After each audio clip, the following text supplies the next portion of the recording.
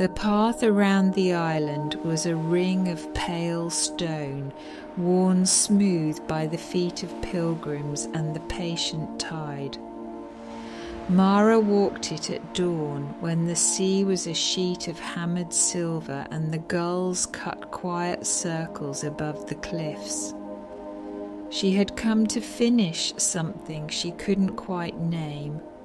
A journey that had started years ago in a different life with different hands holding hers.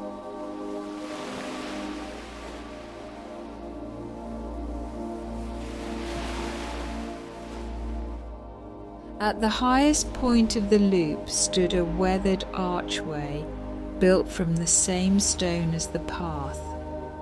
It was said that anyone who passed beneath it at the end of a long walk would feel the scattered parts of themselves settle into place. Not changed, not erased, simply gathered. Mara stepped through. Nothing dramatic happened. No wind rose, no bells rang. And yet, as if a thread had finally been tied off, she felt an inward click. I am here. I have made it this far. I can stop carrying what no longer belongs to me.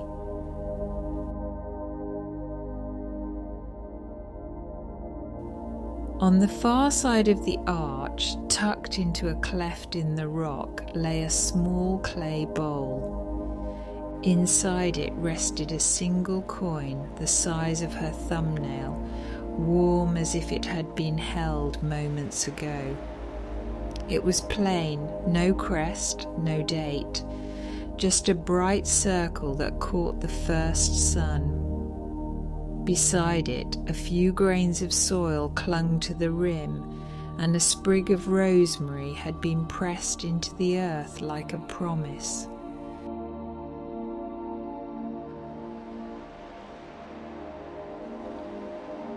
Mara should have left it.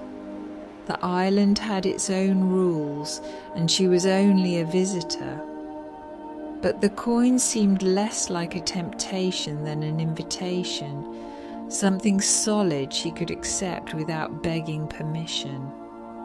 She set it in her palm and felt its weight, slight but undeniable. A beginning doesn't always arrive with fanfare, she thought. Sometimes it arrives as something you can carry, something that quietly insists you are allowed to start again.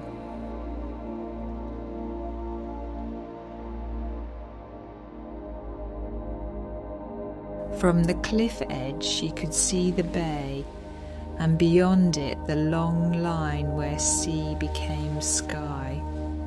Far out, sails moved like slow thoughts, and nearer in, fishing boats nudged the harbour mouth as if deciding whether to brave open water.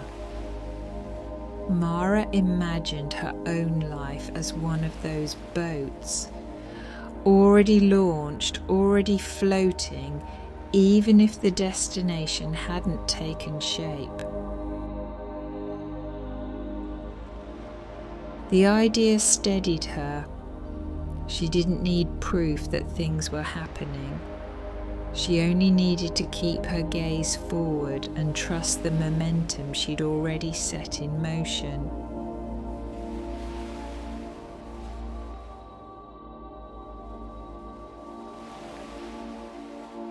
She followed the path down towards the village, where stone cottages leaned together for warmth and gardens spilled over with lavender.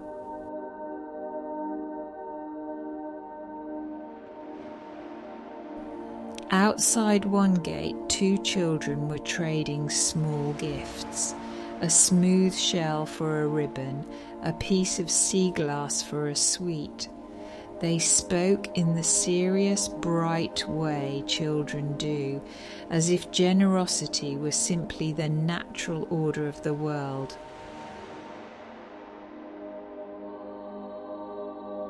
The sight tugged at something in Mara, an old softness she'd packed away for safekeeping. She remembered herself at 8, leaving wildflowers on her mother's pillow, believing that love was a thing you could offer with open hands and nothing bad would follow. For a moment the memory tasted sweet, and then it stung, because sweetness is often braided with what comes after.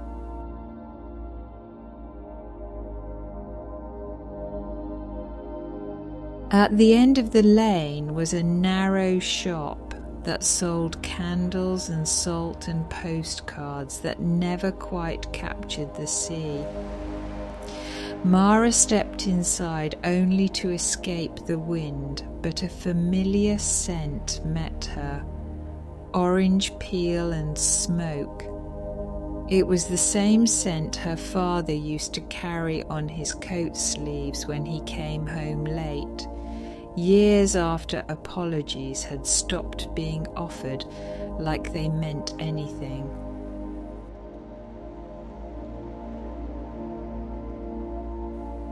Grief rose the way weather does, without asking, without scheduling.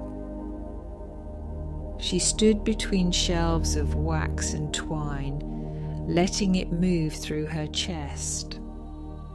She thought of words she hadn't said, and letters she'd never sent, and the years she'd spent trying to rewrite what had already happened.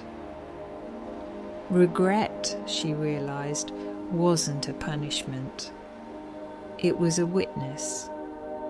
It proved there had been love somewhere in the story. When she left the shop, the day had turned. Clouds were gathering in stacks over the water, and the air tasted like change.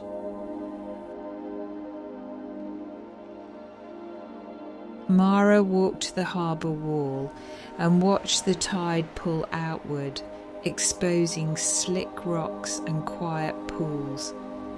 It looked like the sea was teaching the shoreline how to let go. She understood then that moving on didn't require a dramatic goodbye. It required a small, honest release, loosening her grip on the version of the past she kept rehearsing. She took the coin from her pocket and held it up to the light. It didn't erase anything. It didn't replace what was gone. It simply offered a next step. Practical, possible, hers. That evening she returned to the archway one last time, not to test the legend, but to thank the day for telling the truth. She traced the ring of stone with her fingertips and felt the shape of a completed circle. Effort and lesson, light and shadow, held together without strain. Below, the village lights began to glow, one by one, like steady lanterns guiding boats home. Mara smiled, not because everything was perfect, but because it was whole enough. Then she turned toward the road that led off the island and walked into whatever came next. May my hands be open in both directions, giving with love, receiving with grace, and honouring the shared dignity in every exchange.